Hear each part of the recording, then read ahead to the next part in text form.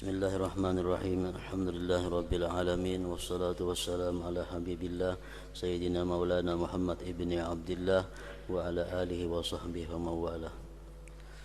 Waqad qala al-imam hujjatul Islam Abu Hamid Muhammad bin Muhammad al-Ghazali rahimahullah wa nafa'ana bi ulumi as-saminu ay yaqta'a as-salata inda khurujil imam wa yaqta'a al-kalama aidan bal yashtaghilu bi jawabil muazzin ثم باستماع الخطبة وقد جرت عادة بعض العوام بالسجود عند قيام المؤذنين ولم يثبت له أصل في أثر ولا خبر ولكنه إن وافق سجود تلاوة فلا بأس بها للدعاء لأنه وقت فاضل ولا يحكم بتحريم هذا السجود فإنه لا سبب لتحريمه. وقد روي عن علي وعثمان رضي الله عنهما أنهما قال من استمع وأنصت فله أجران ومن لم يستمع وأنصت فله أجر ومن سمع ولغى فعليه وزران ومن لم يستمع ولغى فعليه وزر واحد. وقال صلى الله عليه وسلم من قال لصاحبه والإمام يخطب أنصت أو ما فقد لغى ومن لغى والإمام يخطب فلا جمعة له. وهذا يدل على أن الإسكات ينبغي أن يكون بإشارة أو رمي حصاة لا بالنطق. وفي حديث أبي ذر أنه لما سأل أبيا والنبي صلى الله عليه وسلم يخطب فقال متى أنزلت هذه السورة فأومأ إليه أن اسكت فلما نزل رسول الله صلى الله عليه وسلم قال له أبي اذهب فلا جمعة لك فشكاه أبو ذر إلى النبي صلى الله عليه وسلم فقال صدق أبي وإن كان بعيدا من الإمام فلا ينبغي أن يتكلم بالعلم وغيره بل يسكت لأن كل ذلك يتسلسل ويفضي إلى هينمة حتى ينتهي إلى المستمعين إلى آخر. Makna dari kalam Al-Imam Al-Ghazali rahimahullah wa nafa'ana bi ulumi. Yang kedelapan daripada adab Jumat, memutuskan salat, memutuskan sembahyang sunat ketika keluarnya imam dan juga memutuskan percakapan. Maksudnya adalah kalau kita misalnya sembahyang sunat di masjid, sembahyang habis 2 rakaat, sembahyang lagi habis 2 rakaat, sembahyang lagi, menunggu. Kemudian khatib sudah naik ke mimbar, ampih sembahyang. Diganti dengan mendengarkan azan dan menjawabnya. Jadi artinya memutuskan salat itu bukan parahatan kita sembahyang sunat umpamanya imam naik mimbar baampih sembahyang, bukan itu maksudnya. Memutuskan salat. Ini orang yang menunggu waktu Jumat dengan sembahyang. 2 rakaat sembahyang, salam berdiri lagi, salam 2 rakaat berdiri lagi, salam berdiri lagi. Khatib naik ke mimbar, ampih. Dengarkan muazzin azan. Maksudnya kayak itu. Jangan misalnya muazzin sudah azan masih gitu sembahyang pulang, nah jangan lagi itu. Tapi kalau parahatan kita sembahyang pas orang khatib naik ke mimbar, orang azan kedua tarusakan ke sembahyang tuntungakan sembahyangnya. Jadi artinya memutuskan salat macam itu maksudnya. Memutuskan salat ketika keluarnya imam dan juga memutuskan percakapan.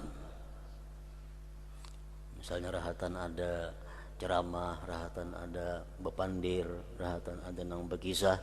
Begitu khatib sudah keluar dari tempatnya menuju mimbar, nah berhenti itu percakapan.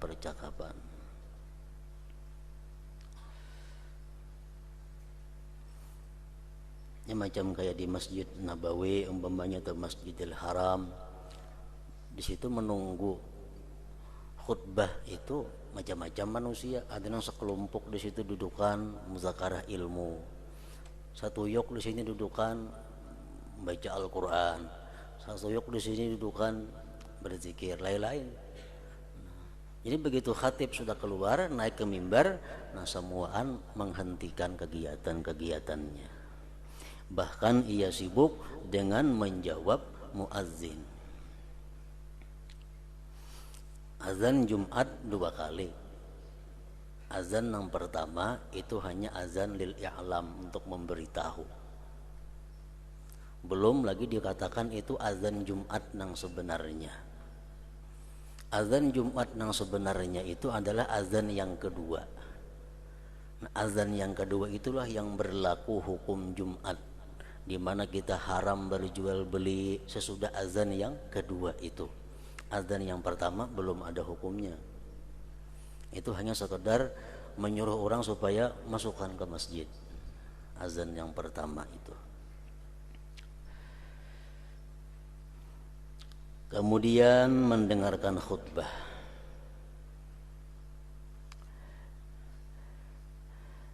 Telah berlaku adat sebagian orang-orang awam dengan sujud ketika berdirinya muazzin.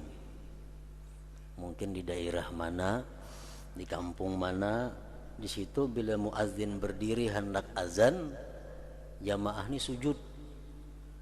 Nah, perlakuan macam itu padahal tidak ada dasarnya. Itu kada ada dalilnya dalam asar dan hadis, baik para sahabat kada ada melakukan seperti itu. Tetapi jika bersesuaian atau kebetulan dengan sujud tilawah, sujud sajadah, misal kita membaca Alif Lam Tanzil As-Sajdah, baca begitu sampai kepada ayat wahum la yastakbirun, muazzin berdiri hendak bang, kita pas sujud, nah itu kan jadi soal. Maka tidak mengapa dengannya untuk berdoa di waktu sujud itu, karena itu adalah waktu yang mempunyai keutamaan. Dan sujud ini tidak dihukumkan haram karena tidak ada sebab pengharamannya. Jadi artinya muazzin itu berdiri sujud, tapi sujudnya ini berbetulan dengan kita membaca surat-surat sajadah, surat yang ada sujudnya. Itu ada jadi masalah, bahkan bagus. Baca Alif Lam Tanzil tadi, baca sampai wahum la yastakbirun, pas berbetulan muazzin berdiri hendak azan yang kedua, sujud kita pas bacaan kita memang sujud juga, nah itu bagus. Tapi kalau berdahara sujud wara, nah itu kada ada dalilnya. Kada ada dalilnya. Bacaan Quran kada, misalnya begitu muazzin hendak naik azan yang kedua, sujud ha, nah itu kada berdasar. Kada berdasar. Telah diriwayatkan dari Ali dan Utsman radhiyallahu anhuma bahwasanya keduanya berkata, barang siapa yang mendengarkan dan diam maka ia mendapat 2 pahala. Orang mahutbah, khatib mahutbah, kita mendengarkan sekaligus kita diam. Pengertian diam di sini, diam secara menyeluruh, diam mulut daripada berkata-kata, diam anggota tubuh daripada berbuat yang sia-sia. Khatib berkhutbah, kita diam mendengarkan, maka ia mendapat 2 pahala. Pahala diamnya dapat, pahala mendengarkan khutbah itu dapat. Walaupun kadang mengerti isi khutbah itu. Jamaah itu kada disyaratkan mengerti khutbah, kada. Syaratnya mendengar aja. Misalnya khatibnya bahasa Inggris, kada nang pahamnya, kada jadi masalah. Asal mendengar. Khatibnya bahasa Arab mah khutbah, kada nang pahamnya orang, kada sarana paham, nang penting mendengar.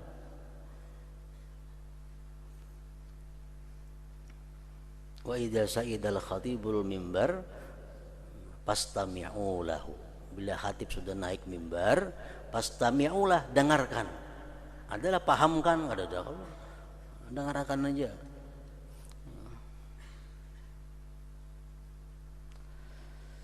Barang siapa yang tidak mendengarkan dan dia diam, maka ia mendapat satu pahala. Jauh lawan khatib duduk sehingga kada mendengar apa yang dihutbah, tapi sidin diam aja, dapat satu pahala. Barang siapa yang mendengar dan berbuat sia-sia, maka atasnya mendapat 2 dosa.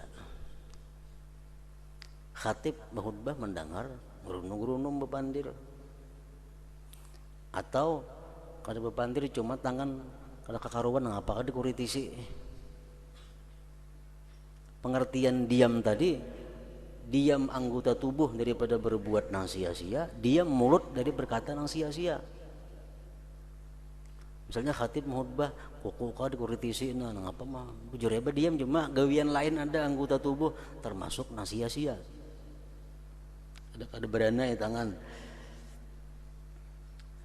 Barang siapa yang mendengar dan berbuat sia-sia, maka atasnya mendapat 2 dosa.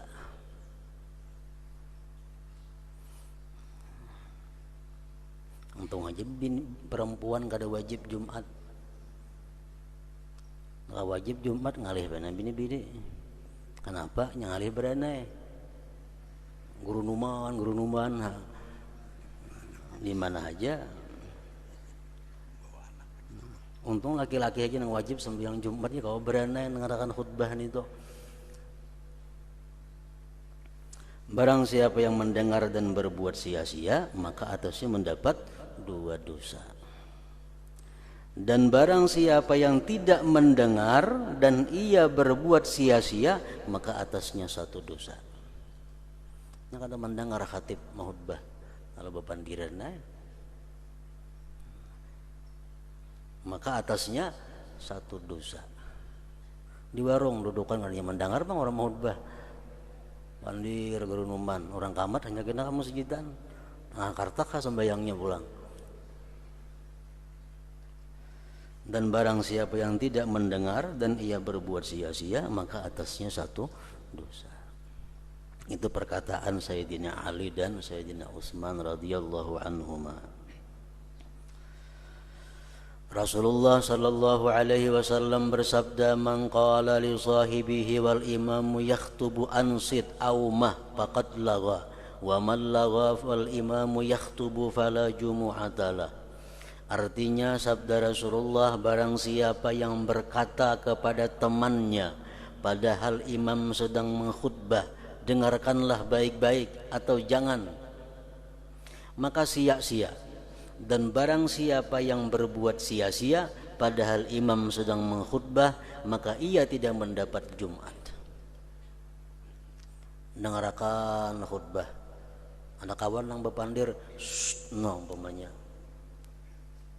sama seorang mula keributan ngarannya, atau menagur diam, seorang nang bersuara. Bila kita demikian, kita nang kada mendapat pahala Jumat. Nah, ini menunjukkan bahwa menyuruh orang untuk diam itu semestinya dengan isyarat. Dengan isyarat. Kalau orang mahutbah, kita mendengar ada kawan kita nang bepandir, tegur tapi dengan isyarat, jangan dengan suara atau limparan batu kecil, batu kerikil, bukan dengan ucapan. Di dalam hadis Abi Dzar bahwasanya ketika ia bertanya kepada Ubay bin Ka'ab padahal Nabi sedang berkhutbah, ia bertanya, kapankah surat ini diturunkan? Nabi sedang berkhutbah. Abu Dzar bertanya kepada Ubay bin Ka'ab, wahai Ubay, ayat ini kapan diturunkan? Maka ia Ubay mengisyaratkan kepadanya Abu Dzar untuk diam. Ketika Rasulullah SAW turun, Ubay berkata kepadanya Abu Dzar, pergilah, kamu tidak mendapatkan Jumat. Ikam tadi Abu Dzar kada berpahala Jumat. Napa ikam bertakun lawan aku apabila ayat ini diturunkan? Abu Dzar mengadukannya kepada Nabi SAW, maka beliau bersabda, benar Ubay, benar Ubay. Padahal positif yang ditakunakan itu Rasulullah membaca ayat dalam khutbah. Abu Dzar bertakun, ayat ini apabila diturunkan. Nah, ucapan seperti itu menghilangkan pahala Jumat. Dan jika ia jauh dari imam, maka ia tidak sayogianya untuk berbicara tentang ilmu. Misalnya jauh daripada khatib sehingga kada mendengar orang khutbah, itu pun kada pantas berbicara ilmu, guru ruman, pandir hukum misalnya, kada baik juga. Dan lainnya, tetapi ia diam mestinya, karena hal itu berantai. Gerunum bicara masalah ilmu itu karena sambung menyambung berantai dan menyampaikan kepada suara yang samar sehingga berakhir kepada para pendengar, akhirnya mengganggu orang.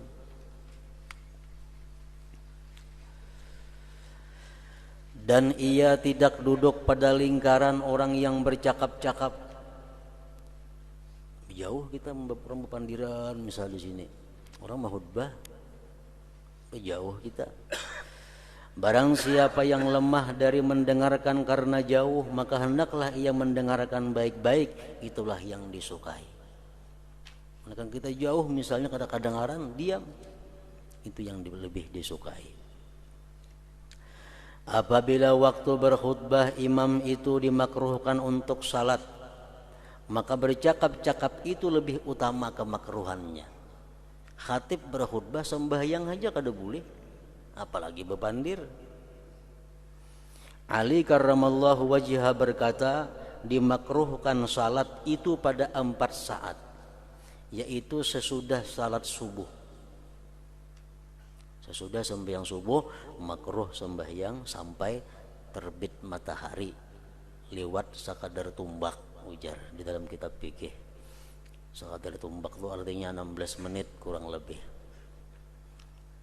Umpamanya terbit matahari jam 6 lewat saparapat, maka hanya sembahyang sunat.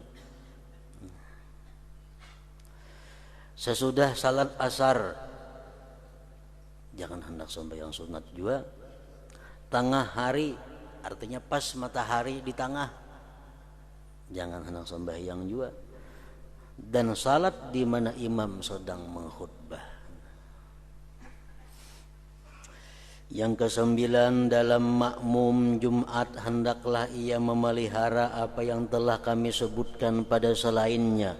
Apabila ia mendengarkan bacaan imam, maka ia tidak membaca selain Al-Fatihah. Cukup Fatihah dibaca makmum. Apabila ia selesai dari Jumat, maka ia membaca Alhamdulillah Al-Fatihah 7 kali sebelum ia bercakap-cakap, dan Qul huwallahu ahad dan Mu'awwizataini surah Al-Falaq dan An-Nas 7 kali. Dan kayak biasa itu sudah. Sebagian salaf meriwayatkan bahwa orang yang mengerjakannya akan terpelihara dari Jumat ke Jumat berikutnya dan menjadi penjaganya dari syaitan.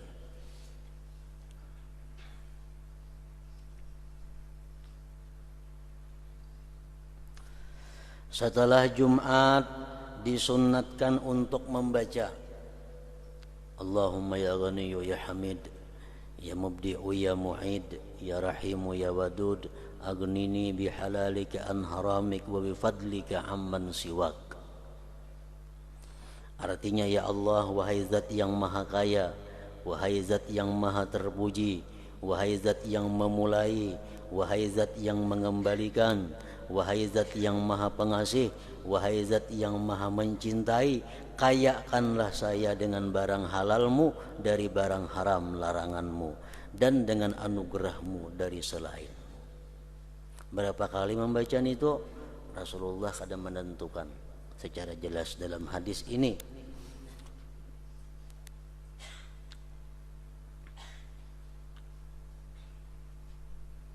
Ada yang mengatakan dibaca sekurang-kurangnya 3 kali, hendak lebih 5 kali, hendak lebih baik lagi 7 kali, hendak lebih baik lagi 9 kali, lebih baik lagi 11 kali. Jadi mulai 3 tambah 2 tambah 2 sampai 11.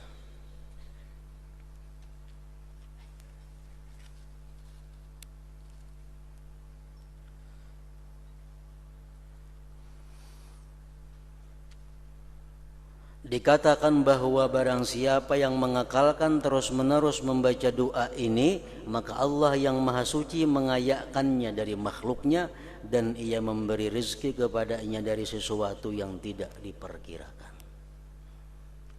Jadi untuk orang yang sembahyang Jumat, doa yang paling baik dibaca doa ini. Misalnya kita jadi imam Jumat, doa apa yang dibaca yang paling bagus, doa ini dahulu dibaca. Hendak tambahan yang lain sesudah ini, Allahumma ya Ghani ya Hamid ya Mumdi'u ya Mu'id ya Rahim, itu yang paling baik. Sesudah Jumat ia salat 6 rakaat.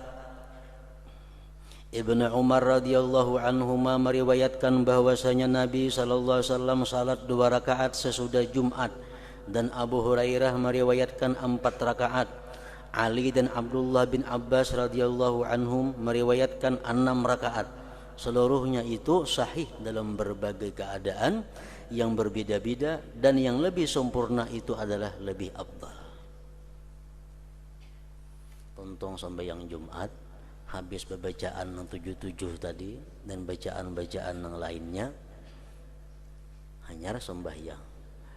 Ada bacaan-bacaan yang bagus lagi yang diajarkan Rasulullah sallallahu alaihi wasallam dalam satu hadisnya yang diriwayatkan oleh Ibnu Sunni dan Ad-Dailami, bahwa kata Rasulullah, siapa yang mengata sesudah sembahyang Jumat dan dia masih duduk, belum berdiri dari tempat duduknya, membaca subhanallah wa bihamdih, subhanallahil azim wa bihamdih, astaghfirullah, subhanallah wa bihamdih, subhanallahil azim wa bihamdih, buat azimnya yang kedua astaghfirullah, subhanallah wa bihamdih, subhanallahil azim wa bihamdih, astaghfirullah 100 kali. Ghafarallahu lahu mi'ata alfi zambin, Allah ampuni bagi dia 100.000 dosa. Allah ampuni bagi dia 100.000 dosa. Wali walidayhi arba'ata wa isyrina alfa zambin, dan untuk kedua orang tuanya diampuni 24.000 dosa. Ini digawi seumur hidup barang sekali. Enggak ada hendak tiap minggu menggawi. Subhanallah wa bihamdih, subhanallahil azim wa bihamdih, astaghfirullah 100 kali. Imbas sembahyang Jumat sebelum berdiri dari tempat duduk. Berarti belum sembahyang ba'diyah ngarannya dulu. Yang sudah sembahyang berdiri ngarannya. Subhanallah bihamdi, subhanallahil azim wa bihamdi, astaghfirullah 100 kali. Allah ampuni 100.000 dosanya dan 24.000 dosa kedua orang tuanya.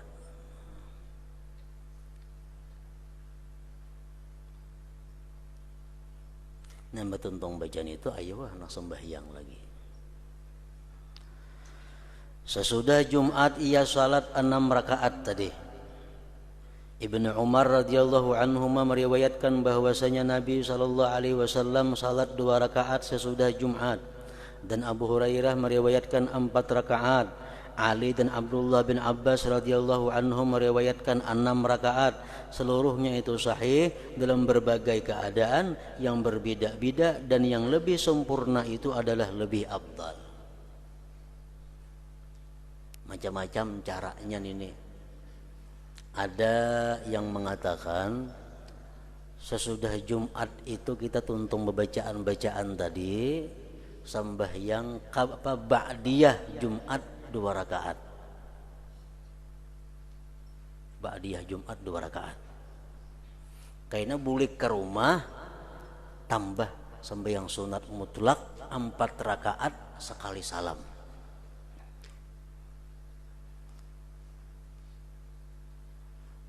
Tuntung bewirid Jumat, tuntung berdoa sudah, bewirid sudah, sembahyang ba'diyah Jumat 2 rakaat, bulik ke rumah, tambah di rumah 4 rakaat sekali salam, sunat mutlak. Sunat usalli 4 rakaatin sunnatan lillahi ta'ala. Ada lagi pendapat yang menerangkan sesudah tuntung sembahyang Jumat, tuntung bewirid, tuntung bebacaan, tuntung doa, sembahyang ba'diyah Jumat 4 rakaat sekaligus sekali salam. Ba'diyah Jumat 4 rakaat sekaligus sekali salam, boleh ke rumah 2 rakaat di rumah sunat mutlak. Nah, ini masih nggak singgah ya tengah jalannya buliknya nih. Boleh ke rumah sembahyang Jumat, sembahyang sunat mutlak 2 rakaat. 2 macam bicaranya. Pendapat yang ketiga, ada lagi yang mengatakan bahwa sembahyang kada ba'diyah. Kada ba'diyah. Sembahyang sunat mutlak saja 2 rakaat di masjid, tambah 4 rakaat di masjid juga.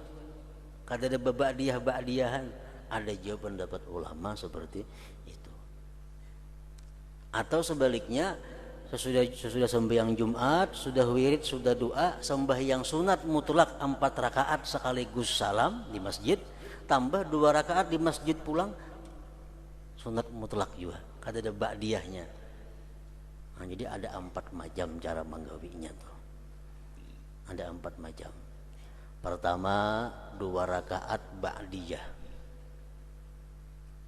Boleh ke rumah tambah 4 rakaat sekali salam, sunat mutlak. Yang kedua, ba'diyah 4 rakaat sekaligus sekali salam, ba'diyah Jumat. Karena boleh ke rumah 2 rakaat sunat mutlak. Yang ketiga, sesudah tuntung Jumat wirid dan doa, sembahyang sunat mutlak 4 rakaat sekaligus sekali salam, tambah 2 rakaat sunat mutlak, kada ada ba'diyah. Nah, yang keempat, sesudah Jumat 2 rakaat sunat mutlak salam, ditambah 4 rakaat sekaligus sekali salam, sunat mutlak juga. Nah, jadi 4 macam tuh. Aman nyaman dasarnya kita menggawi antara 4 itu. Walhasil imbas sembahyang Jumat itu disuruh 6 rakaat sembahyang. Yang ke-10, adab Jumat, ia tetap di masjid hingga ia salat asar. Nah, ada bebulikan lagi.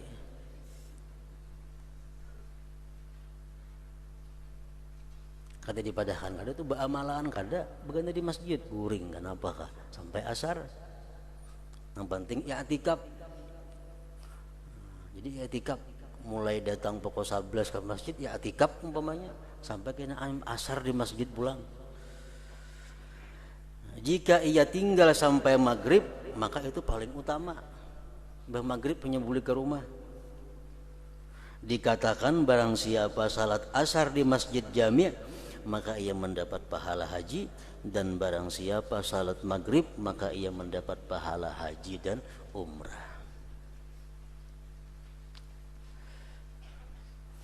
Jika ia tidak merasa aman akan berpura-pura dan masuknya penyakit seperti riya atasnya dari pandangan makhluk kepada i'tikafnya, atau ia takut masuk pada sesuatu yang tidak berguna, maka yang lebih utama adalah ia kembali ke rumahnya dengan berzikir kepada Allah Azza wa Jal, memikirkan tafakkur mengenai nikmat-nikmatnya, bersyukur kepada Allah atas taufiknya, takut daripada kelalaiannya, mengawasi hati dan lidahnya sampai terbenam matahari, sehingga saat yang mulia itu tidak terlewatkan atasnya.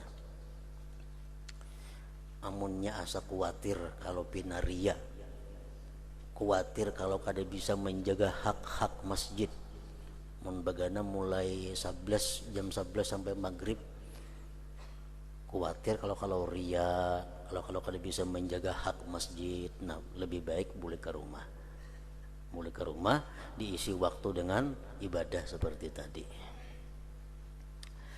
Dan tidak sayogianya ia bercakap-cakap di masjid dan lainnya dari tempat-tempat sujud salat dengan pembicaraan masalah dunia.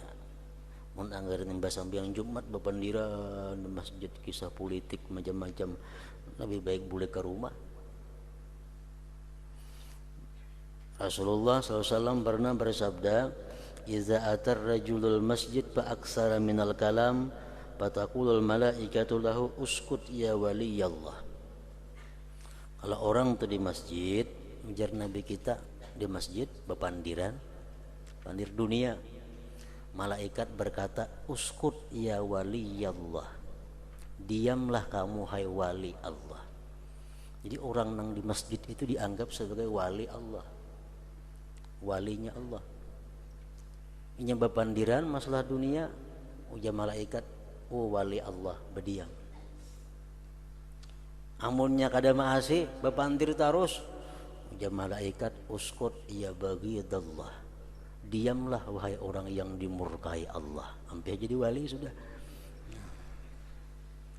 Masih bepandir juga, ya malaikat, uskut alaika la'natullah, diam kamu atas engkau laknat Allah. Itu di masjid pembicaraan masalah dunia. Nabi SAW bersabda, ya'ti 'alan nas zamanun yakunu hadithuhum fi masajidihim amra dunyahum laisa lillah ta'ala fihim hajatun fala tujarisuhum. Artinya akan datang kepada manusia zaman atau masa yang mana pembicaraan mereka di masjid-masjid mereka adalah urusan dunia mereka. Di masjid pandir dunia. Tidak ada hajat bagi Allah terhadap mereka, maka janganlah kamu duduk-duduk bersama mereka itu. Masjid, ngaran masjid itu mana tempat yang diwakafkan untuk masjid, itu ngarannya masjid. Misalnya tanah 40 kali 40 diwakafkan untuk masjid. Nah itulah masjid. Misalnya dibangun masjidnya cuma 20 kali 20, berarti ada halaman sisa.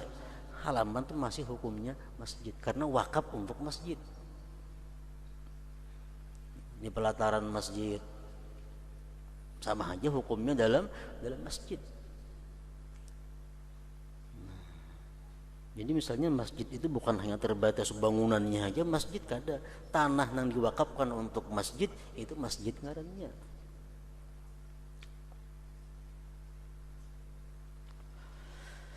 Keterangan adab-adab dan sunat-sunat yang keluar dari urutan yang terdahulu yang mengumumi pada seluruh siang ada 7 perkara, yaitu 1. Mendatangi majelis-majelis ilmu pagi-pagi atau sesudah asar hari Jumat itu, dan tidak menghadiri majelis-majelis kisah. Artinya kita tolak ke majelis ilmu besokan Jumat atau kamarian Jumat, tapi yang kita datangi itu majelis ilmu, bukan majelis bagi kisahan.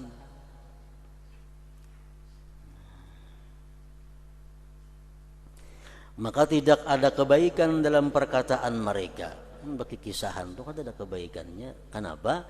Karena kisah-kisah itu kebanyakan hadis-hadisnya munkar, hadis-hadisnya batil, hadis-hadisnya maudhu.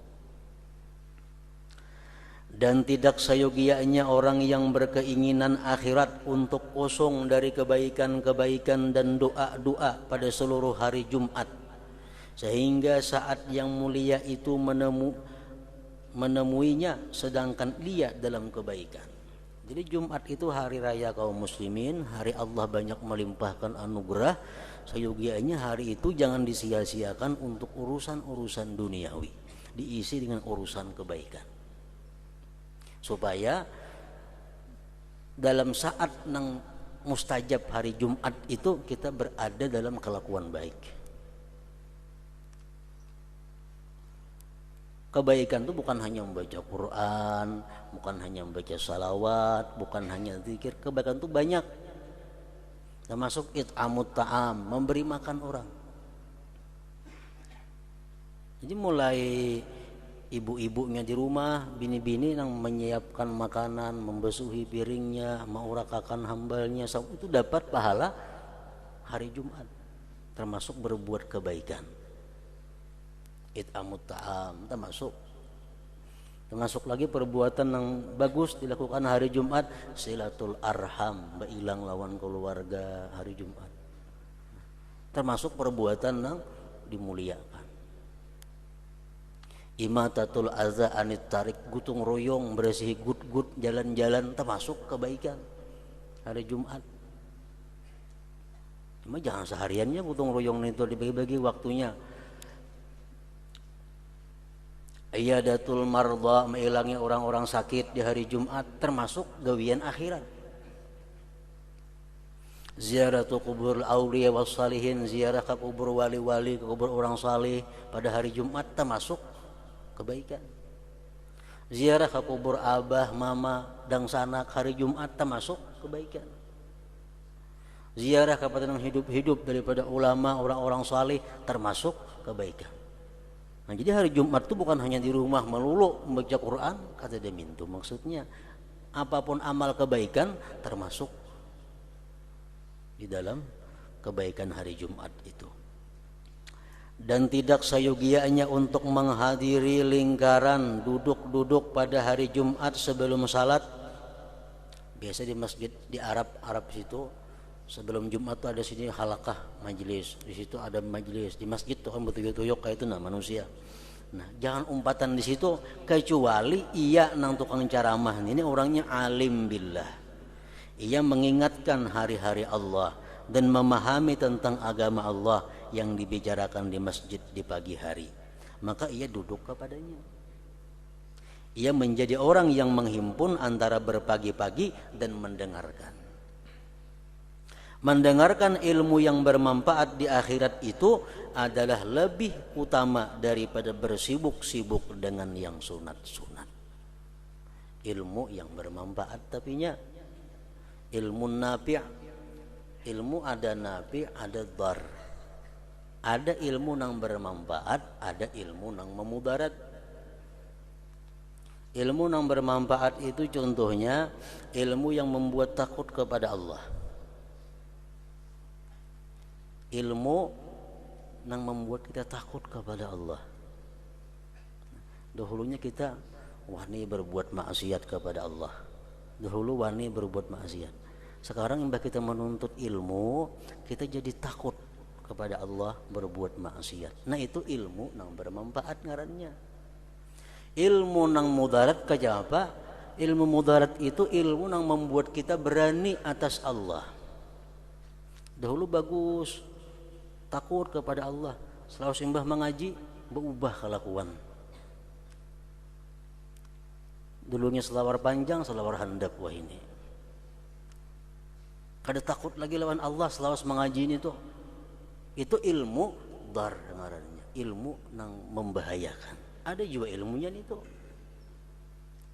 Ilmunya baik aja, cuma pemahamannya yang salah. Ini menjelaskan tentang hal-hal kemurahan Allah, menjelaskan tentang kemaafan Allah, menjelaskan tentang keindahan sifat-sifat Allah. Allah pemaaf, Allah pengampun, itu melulu yang dikaji, akhirnya wani lawan Tuhan.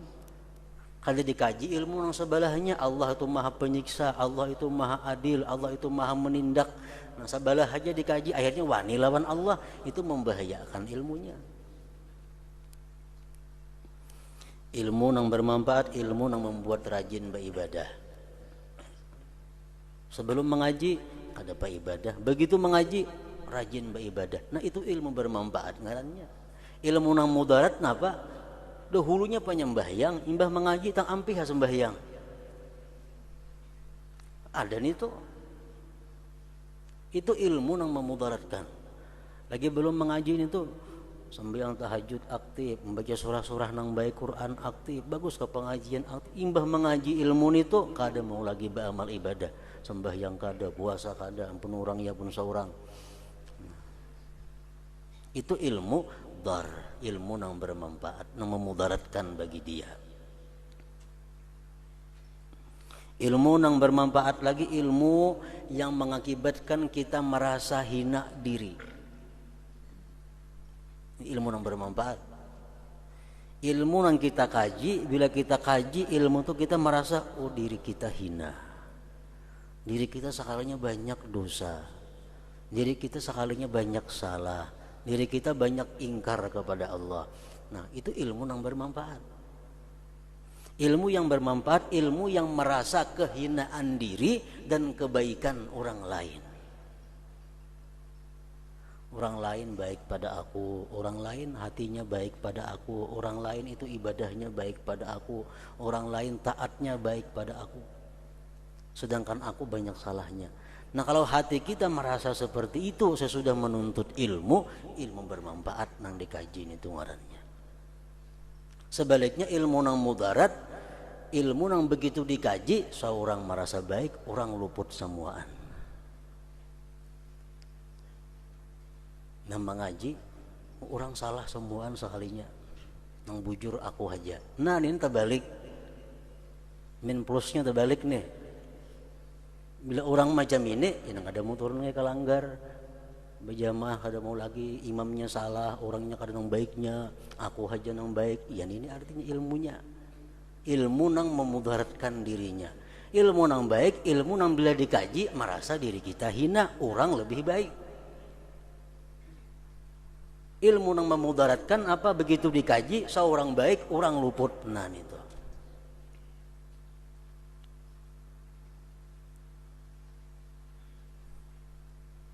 Nah, kalau kita menuntut ilmu nang seperti itu, nang bermanfaat tadi, lebih baik daripada kita bersibuk-sibuk dengan ibadah sunat. Jauh lebih baik menuntut ilmu nang bermanfaat tadi. Ilmu yang mengajarkan tentang husnuzan billah, husnuzan bi khalqillah, itu ilmu yang bermanfaat. Husnuzan billah artinya baik sangka dengan Allah. Kita berdoa, kita kadang merasa doa kita tuh kada kabul. Kenapa? Kita baik sangka kepada Allah. Mungkin belum saatnya. Kada mau dalam hati kita kesimpulan bah doaku ditolak Allah, kada mau. Itu sangka buruk kepada Allah ngarannya. Kalau kita berdoa kepada Allah, ya Allah baikkanlah anakku. Bertahun-tahun dah berdoa, anak tetap kada mau baik. Kalau buruk sangka lawan Tuhan, doaku kada dikabulkan. Jangan buruk sangka itu. Kalau kita mengaji itu mengaji luput ngarannya. Apapun tindakan Allah kepada kita, husnuzan billah. Baik sangka dengan Allah. Allah memberiku ini, mungkin ada rahasia kebaikan di dalamnya. Ada rahasia kebaikan dalamnya yang kita kada tahu. Nah, kita menuntut ilmu yang macam itu, selalu baik sangka kepada Allah, ilmu bermanfaat ngarannya. Baik sangka kepada makhluk Allah, ilmu yang bermanfaat. Allah kadang menyiksa kita kalau kita luput dalam baik sangka. Orang memberi kita makanan, pada makanan itu makanan yang haram. Tapi yang memberi ini orangnya bagus, akhlaknya bagus, potongannya orangnya saleh, memberi kepada kita makanan haram. Kita melihat orang ini ada tanda-tanda orang saleh, kita terima. Karena husnuzan. Sekalinya makanan haram yang diberikannya dua kita makan, kita kada berdosa. Allah kada akan menyiksa seseorang dengan husnuzan. Tapi Allah akan menyiksa seseorang dengan su'uzan, walaupun bujur. Kita tuh su'uzan tetap haram walaupun bujur. Misalnya ada orang duduk di pelatar kita di malam hari, wah ini maling duduk nih. Ini maling nih. Padahal bujur-bujur malingnya, tetap kita berdosa. Tetap berdosa. Walaupun bujur, tapi su'uzan. Allah menyiksa kita dengan su'uzan walaupun bujur. Allah kadang akan menyiksa kita dengan husnuzan walaupun salah. Sayyid Abu Bakar Al-Adani Al-Idrus mengatakan tidak ada ruginya orang yang husnuzan, dengan baik sangka itu. Bahkan keuntungan husnuzan ini Allah akan merubah sesuatu dengan husnuzan. Ujar Tuhan, ana inda zanni abdi bi, aku ini menurut sangkaan hambaku. Maling duduk di pelatar, nah ampun rumah ini sangka baik, nah, saya di pelatar duduk malam tuh, saku orang nak betaduh aja. Padahal itu maling yang membongkar rumah. Akhirnya dirubah Allah hatinya, kada jadi membongkar rumah kita karena husnuzan kita kepada si maling tadi. Ini kemuliaan husnuzan.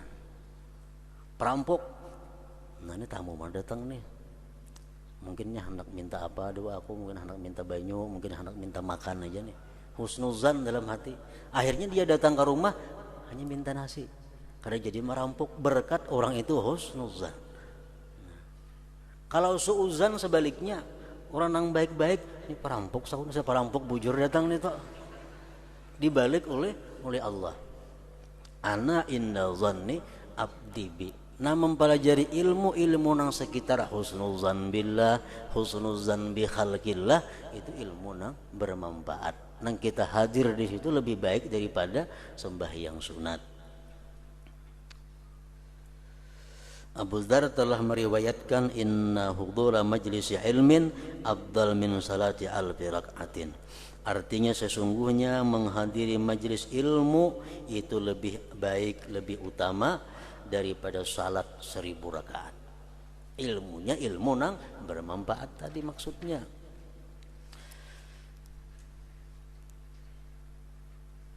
Nah, ingat situ Anas bin Malik berkata mengenai firman Allah Ta'ala, fa iza qudiyatis shalah fantashiru fil ardh wabtaghu min fadlillah.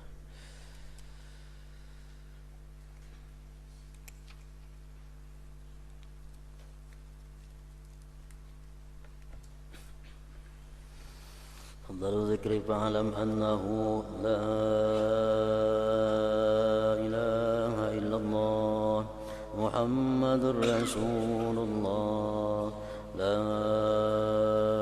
ilaha illallah Muhammadur Rasulullah, la ilaha illallah Muhammadur Rasulullah, la ilaha illallah, la ilaha illallah, la ilaha illallah, la ilaha illallah, la ilaha illallah. Allahu Allah, Allahu Allah, Allahu Allah, Allahu Allah, Allahu Allah, Allahu Allah, Allahu Allah, Allahu Allah, Allahu Allah, Allahu Allah, Allahu Allah, la ilaha illallah Muhammadur Rasulullah, la ilaha illallah Muhammadur Rasulullah, la ilaha illallah Muhammadur Rasulullah, la ilaha illallah. Al-Fatihah ila hadratin Nabi.